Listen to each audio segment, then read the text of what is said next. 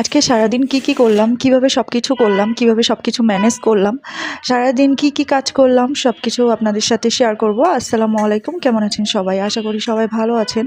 তো যেহেতু শীত চলে যাচ্ছে ঢাকাতে আর কি, ঢাকাতে কিন্তু খুব বেশি ঠান্ডা ফিল করতেছি না, বেশ একটু গরম গরম ওয়েদার। তো আজকে ওলকপি রান্না করতেছি, আর এটা তো শীতের সবজি, তো বাড়িতেও অনেক খাওয়া হয়েছিল, বাট ঢাকায় এসে ফার্স্ট টাইম ওলকপি রান্না করতেছি মাছ দিয়ে।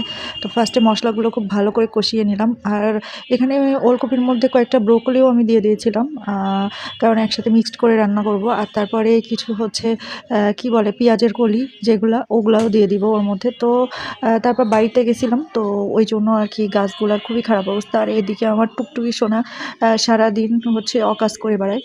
তো তারপরে হচ্ছে কিছু ইনডোর প্ল্যান্ট ছিল, ওগুলো আবার একটু পানি চেঞ্জ করলাম।